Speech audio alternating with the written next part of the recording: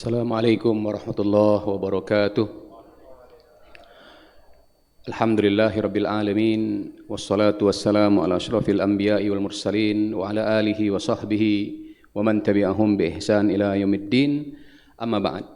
Kaum muslimin dan muslimat jamaah salat maghrib yang rahmati Allah, alhamdulillah bersyukur kita kepada Allah tabaraka wa taala.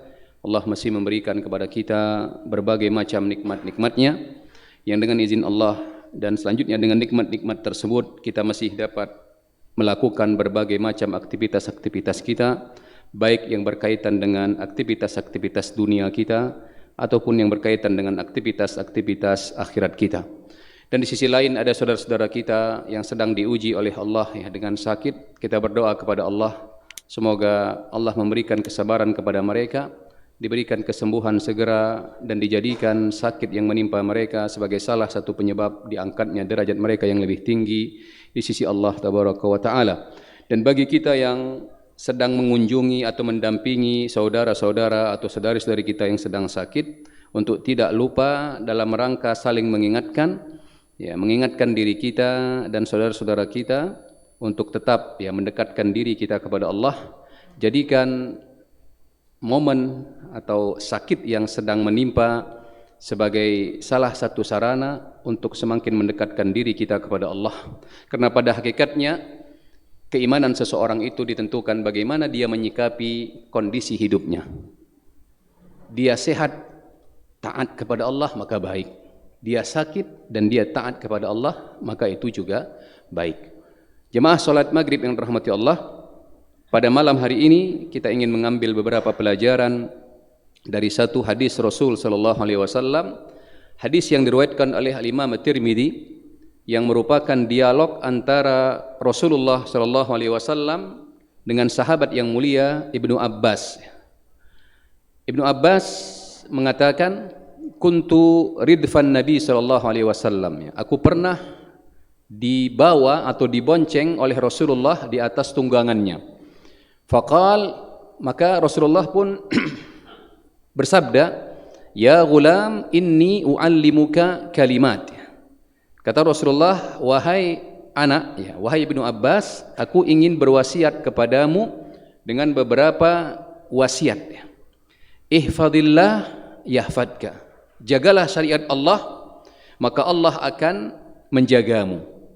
Ihfadillah tajidhu tujahak. Jagalah syariat Allah, maka Allah akan senantiasa membantumu. Wa idza sa'alta fas'alillah. Kalau kamu ingin meminta sesuatu, maka mintalah kepada Allah.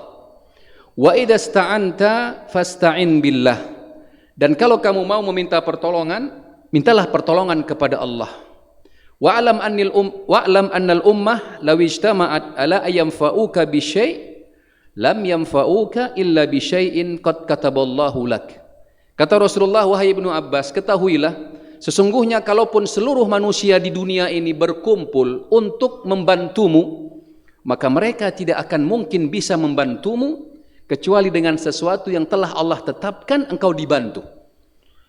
Dan kalaupun mereka berkumpul seluruh umat di dunia ini ala an yadurruka bi syai', untuk memudaratkanmu, untuk membahayakanmu, lam yadurruka illa bi syai'in qad kataballahu alaik. Seluruh umat manusia meskipun mereka berkumpul di dunia ini untuk menyakitimu, untuk membahayakanmu, kata Rasulullah, mereka tidak bisa menyakitimu, mereka tidak bisa membahayakanmu kecuali dengan sesuatu yang telah Allah tetapkan, itu menjadi bahaya bagimu. Rufi'atil aklam wa jafatis suhub. Kata Rasulullah, pena telah diangkat dan lembaran-lembaran telah keringnya. Jemaah salat maghrib yang dirahmati Allah, dialog antara Rasulullah SAW dengan Ibnu Abbas ini memiliki begitu banyak pelajaran-pelajaran yang sangat penting. Apalagi kalau kita hubungkan dengan kondisi kita saat sekarang ini, di mana sebagian orang banyak yang stres, bahkan menjadi gila. Kenapa? Karena menghadapi kondisi yang kadang-kadang perubahannya begitu cepat. Sebagian orang menjadi stres, menjadi gila. Kenapa? Karena mendengar berita-berita yang terkadang menakutkan. Tetapi tidak dengan orang yang beriman.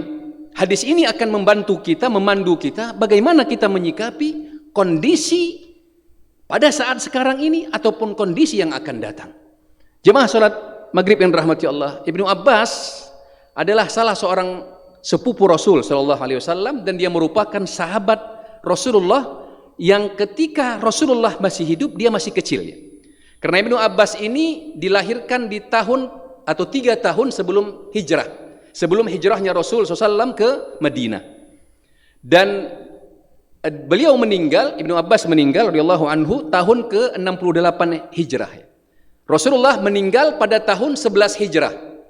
Maka ketika Rasulullah meninggal, Ibnu Abbas ini usianya baru 13 atau 14 tahun.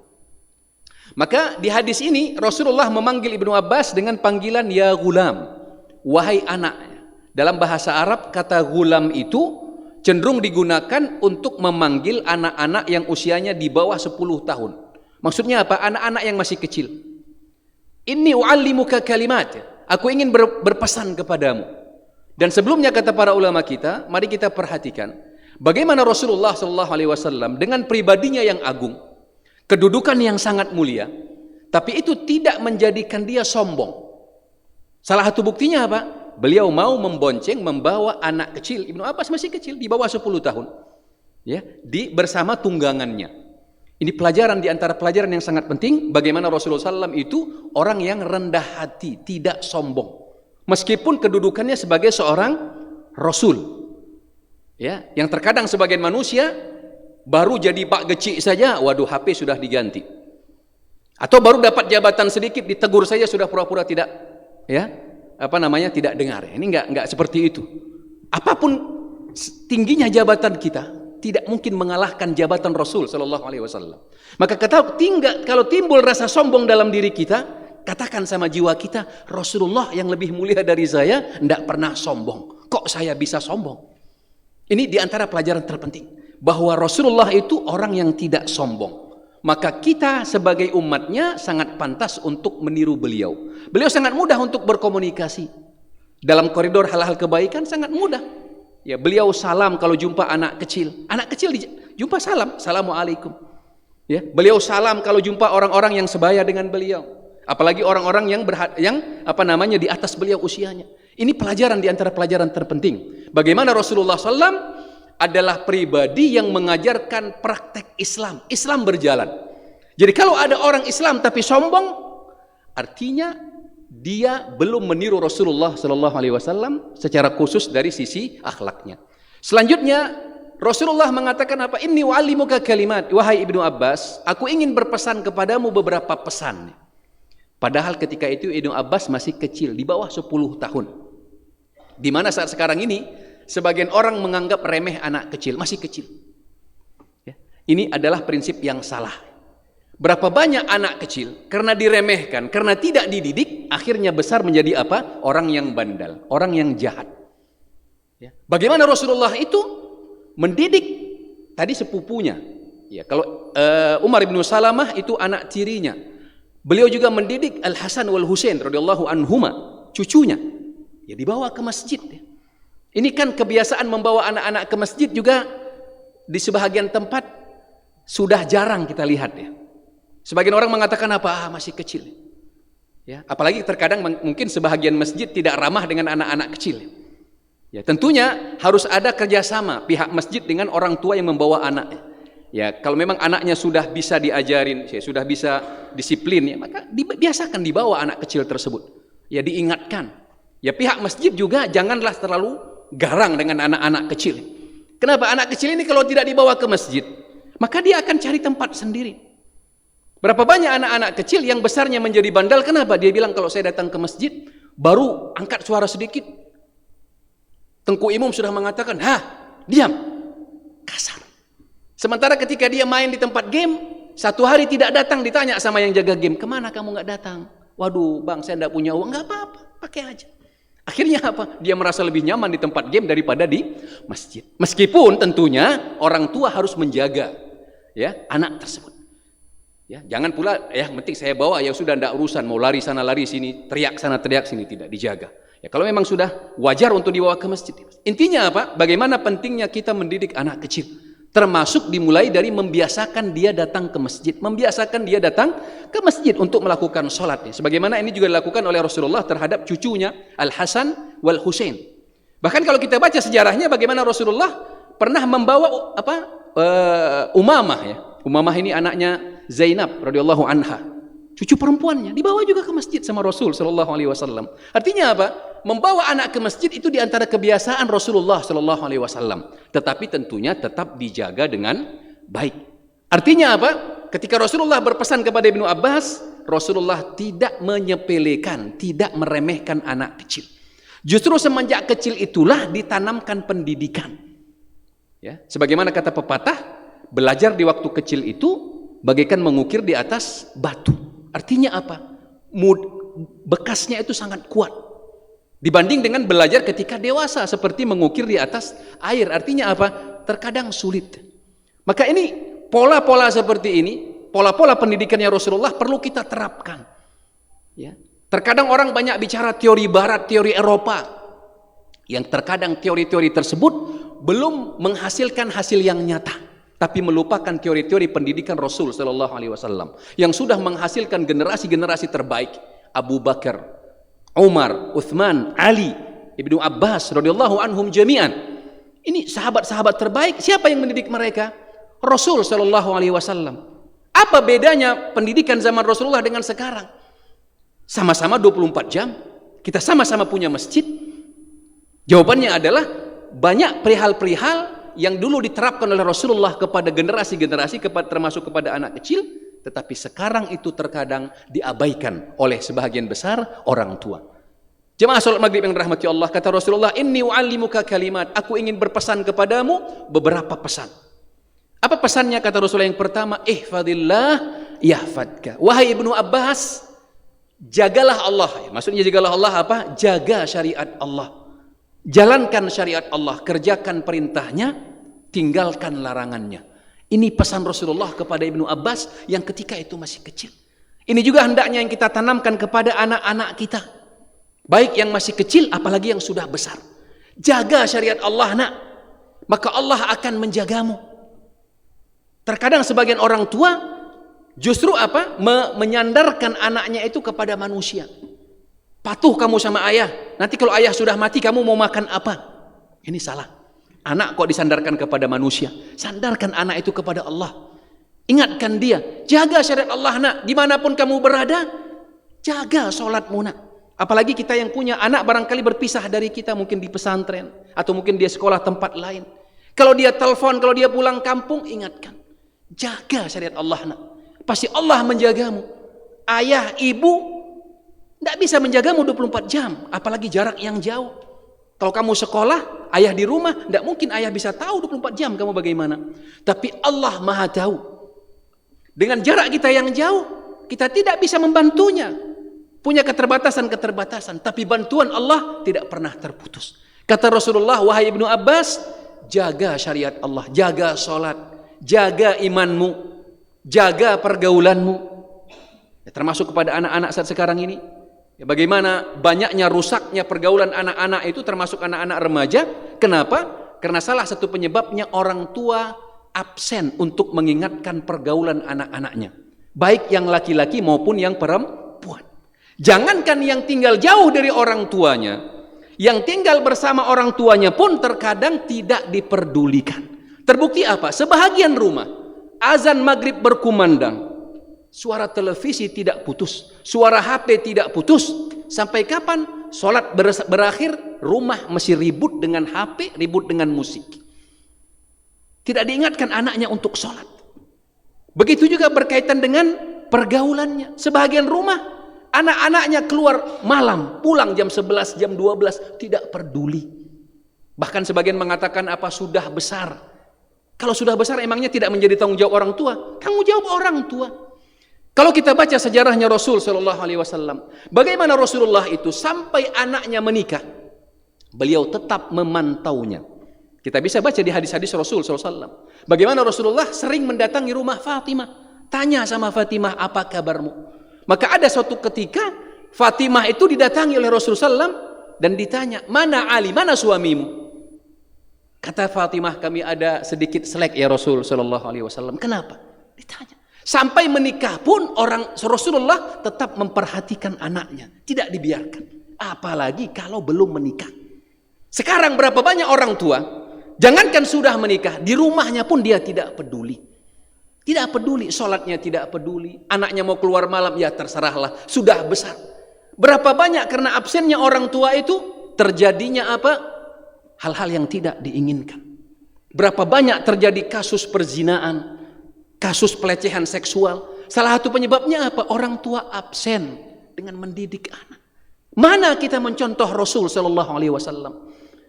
Sebagian orang mengatakan, kenapa umat Islam seperti ini? Kenapa umat Islam tidak ditolong? Jawabannya karena umat Islam sendiri tidak mau menolong agama Islam itu, tidak mempraktekkan Islam itu. Kalau seandainya Islam ini kita praktekkan, subhanallah, Allah akan bantu kita. Jadi kata Rasulullah yang pertama, ihfadillah yahfadka, jaga syariat Allah nak, jaga solat, jaga pergaulanmu, jaga pakaianmu, juga jaga syariat Allah. Bagaimana? Jangan lakukan yang haram, jangan mencuri, jangan berzina, jangan pacaran, jangan melakukan hal-hal yang dilarang oleh Allah. Apa balasannya? Yahfadka, Allah akan menjagamu. Jemaah salat maghrib yang dirahmati Allah, dunia ini milik Allah. Kalau Allah sudah menjaga seseorang, siapa yang bisa mengganggunya? Tetapi jawabannya, sejauh mana kita mau menjaga syariat Allah tersebut. Selanjutnya kata Rasulullah, ihfadillah tajidhu tujahak. Jaga syariat Allah, maka Allah akan senantiasa membantumu. Bagaimana Rasulullah menanamkan kepada Ibnu Abbas akidah yang kuat. Masih kecil, tapi sudah diajarkan bagaimana bersandar kepada Allah. Diajarkan untuk apa? Berkeyakinan yang kuat kepada Allah. Maka akhirnya Ibnu Abbas pun menjadi salah satu sahabat yang sangat mulia. Bahkan Ibnu Abbas ini mendapat gelar apa? Habrul Ummah. Ya, tintanya umat. Ya, ada yang mengatakan apa? Bahar. Apa namanya? Lautan. Ya, karena ilmunya yang begitu luas. Bahkan para sahabat-sahabat senior pun ketika ingin mempelajari Al-Quran, terutama setelah Rasulullah SAW meninggal, mereka banyak merujuk kepada Ibnu Abbas. Padahal Ibnu Abbas ini usianya masih muda, ya, tetapi dengan pendidikan Rasul SAW dan penanaman keimanan yang baik, dia menjadi pemuda, menjadi salah seorang sahabat yang sangat mulia. Ihfadillah tajidhu tujahak. Jaga syariat Allah, maka Allah akan senantiasa membantumu. Masya Allah. Kalau Allah sudah membantu kita, apa yang sulit di dunia ini? Enggak ada yang sulit. Yang sulit itu ketika Allah tidak membantu kita.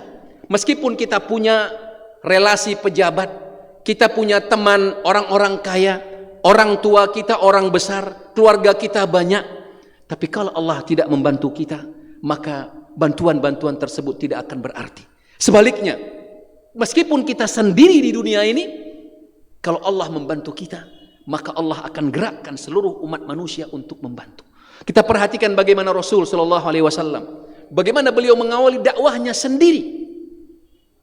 Bahkan bagaimana awalnya berkembang dakwah Islam tersebut. Bagaimana ketika beliau mendakwahi Umar bin Al-Khattab, apa kata orang Quraisy? Lan yadkhulul Umar fil Islam hatta yalijal jamalu fi thammil khiyat.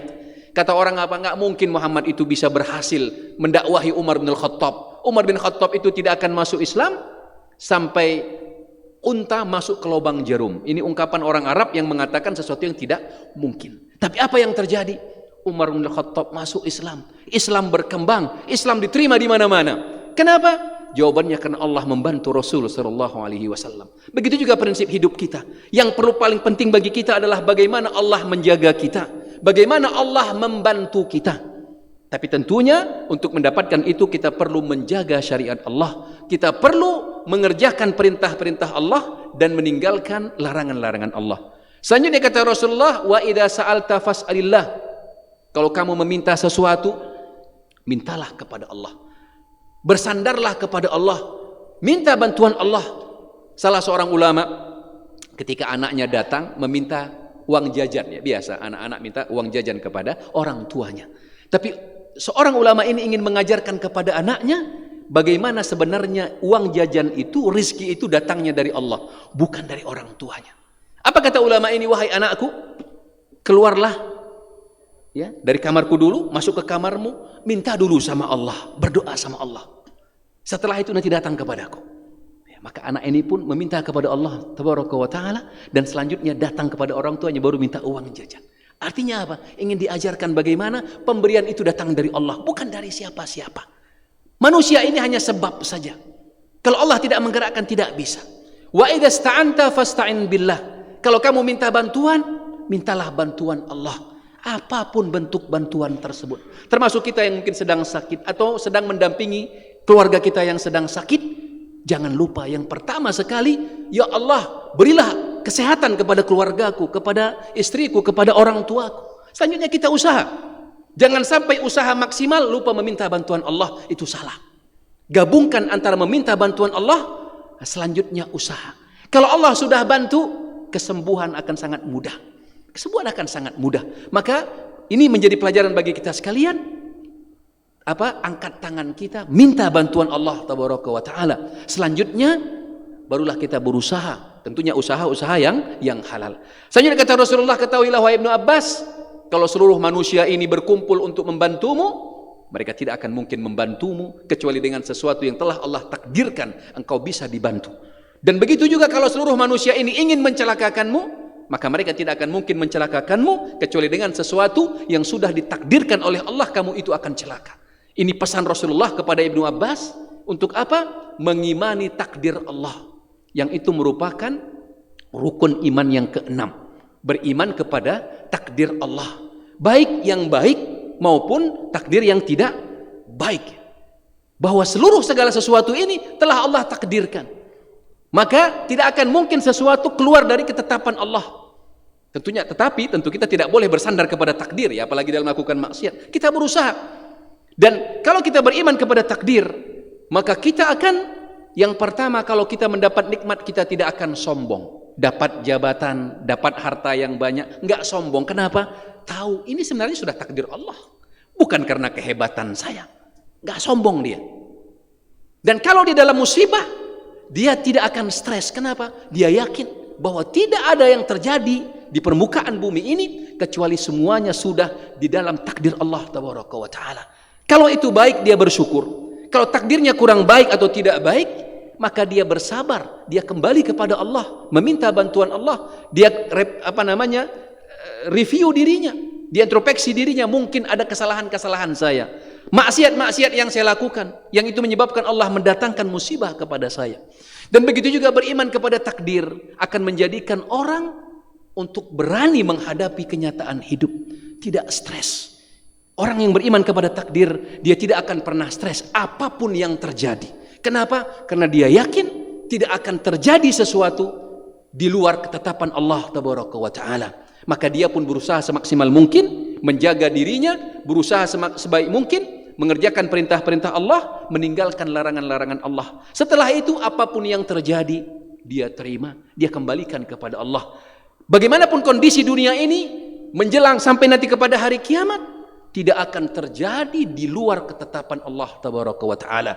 Maka jangan takut dengan takdir tersebut, tapi takutlah kita dengan kepada Allah. Kembalilah kepada Allah, kerjakan perintah-perintah Allah, tinggalkan larangan-larangan Allah. Insya Allah, Allah akan berikan hal-hal yang terbaik. Allah akan mudahkan urusan-urusan kita, dan Allah akan bantu kita dalam setiap fase-fase kehidupan kita. Ini beberapa pelajaran yang bisa kita ambil. Mudah-mudahan bermanfaat. Semoga Allah mudahkan kita untuk terus mendekatkan diri kita kepada Allah, dan memudahkan anggota keluarga kita, masyarakat kita untuk istiqamah di atas ketaatan kepada Allah. Yang dengan itu kita meminta kepada Allah, Allah memasukkan kita semua ke dalam surga Allah Tabaraka wa Ta'ala. Subhanakallah wa bihamdik, asyhadu an la ilaha illa anta, astaghfiruka wa atubu ilaik. Wassalamualaikum warahmatullahi wabarakatuh.